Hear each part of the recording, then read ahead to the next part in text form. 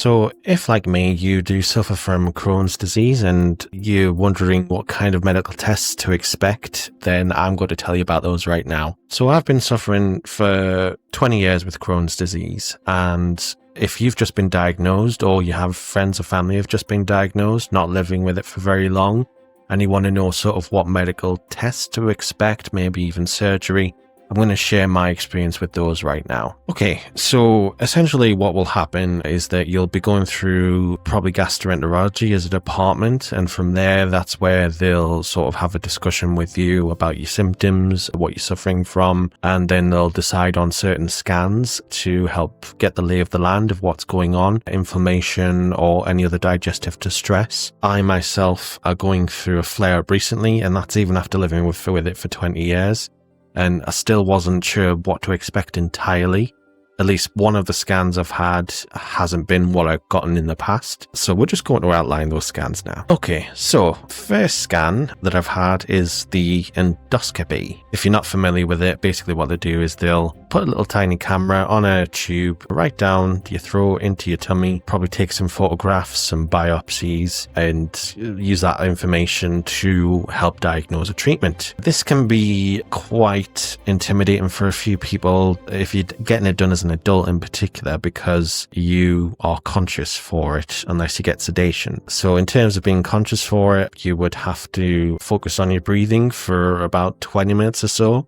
It can seem like a very long 20 minutes, and you may find yourself sort of retching on it as if your body's trying to expel it, trying to be sick. But otherwise, if you focus on your breathing, you can keep that to a minimum. But it is sort of a very important scan. I think for sedation in particular, just depends on your preference really. What it'll do is it's not necessarily putting you to sleep, although it will feel like it. It will basically make you very out of it, forgetful. I tried sedation once with the endoscopy. I remember talking to the nurse after they'd given me the sedation, and the next thing I know, it's lights out, and when I'm coming to, the tube's already in my throat. I'm not really there all with it, but I'm still conscious of what's going on around me. If you do get sedation, you can't go to the hospital alone. You have to be taken home because essentially it's going to have some after effects. So it does mean the majority of the procedure is blacked out, but again, I didn't like the way that made me feel, so it's entirely up to you what you want to choose there. But overall, the preparation for an endoscopy itself, it's quite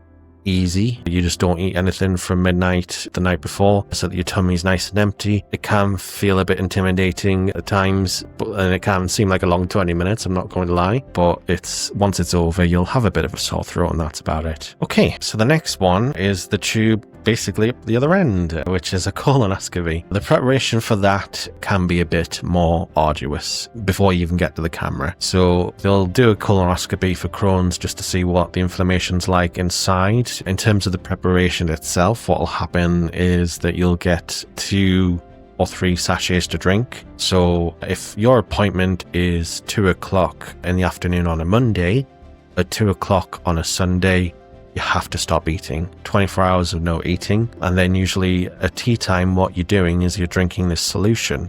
It's usually about 500 milliliters. They've actually started flavoring these solutions to try and make it more palatable. The first one I drank was mango. I've actually been through this procedure just this week, by the way, and that was actually quite nice. But what basically it's doing is flushing you out the other end. So be ready to have the toilet booked for a while. Probably about the first 90 minutes after you drink it, you'll be sitting there for a little bit, and then probably 3-4 hours it'll all calm down. By that time it's probably bedtime, so you go to bed. You might have to get up in the middle of the night suddenly, although luckily I didn't. And then breakfast this morning, you've guessed it, you get another solution to drink, but this time it's double the size. So instead of it being 500 milliliters, it's actually a whole liter. So that's basically to really flush you out in case you weren't flushed out enough already. One thing I will say is that in terms of your diet, 4 days before you start doing all of this, is you got to avoid fiber.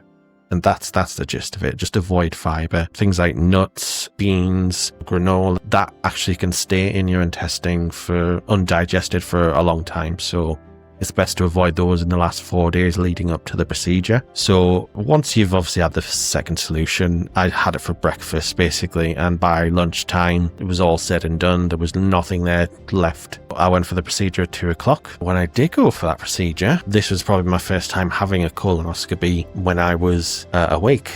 Because I've been through sedation with endoscopies and I didn't like it. So I thought, I could live with this for 20 years. I can tough this out. So of course I go in. They basically put you in gowns, as you can quite imagine, with sort of the back passage, as we say, available. You will get sent into the room and you get given gas and air. People, I should say.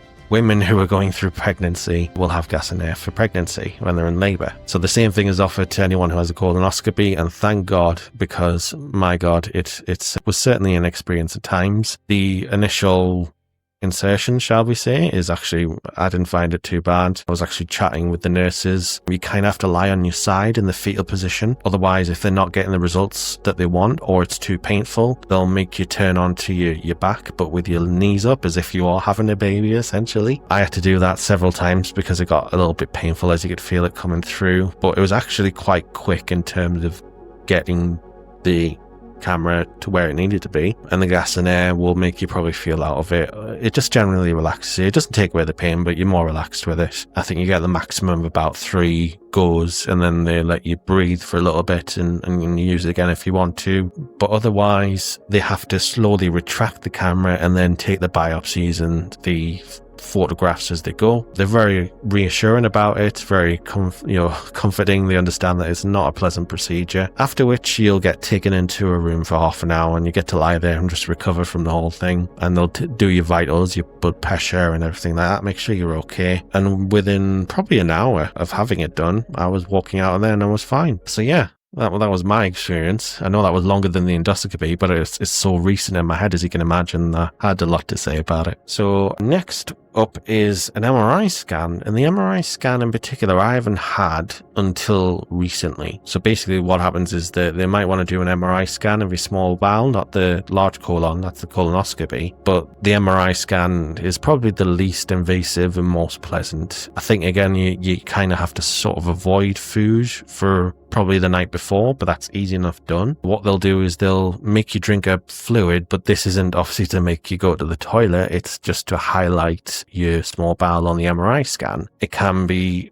put in juice, so really it's like drinking weak juice, and you do that for like 100 milligrams every 10 minutes, so there's a sort of a bit of progression. So they'll hand you the solution, you drink it for an hour before you scan, and then by the time scan time arrives, you've been drinking it over the course of an hour. Then of course if you've got no metal on you, very important for an MRI, then you can just go in sort of t-shirt, joggers and lie on a bed. So what they'll do for the small bowel MRI scan is it's like kind of like a blanket of sensors, and it's actually quite warm. So you've basically been put on a bed, so to speak, nice comfy pillow, little blanket.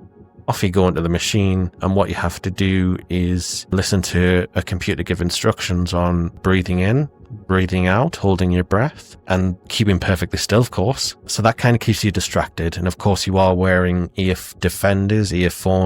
Sadly, the music was broken when I got my MRI scan, so I just had to sit there in the machine. If you're feeling claustrophobic, I can sort of understand it. It is like right there. Best to close your eyes, and the instructions will actually help you stay distracted, because then you have to breathe in, hold it, and then breathe out when it says so. Although I'm sure the increments were getting longer as the scan went along. So by the time I had to let my breath go out, I was like, So yeah, that's basically the main 3 that I've seen get when they're trying to do diagnostics on Crohn's and probably other IBS related conditions as well. The last thing I probably will mention is a barium scan. This one I'm less sure about because it was 20 years ago when I got it done, but it's a similar concept to the MRI scan where you will drink liquid before the scan, but this was quite chalky and it wasn't juice, and it was I remember having it as a kid and it was awful. I think that might be for a CT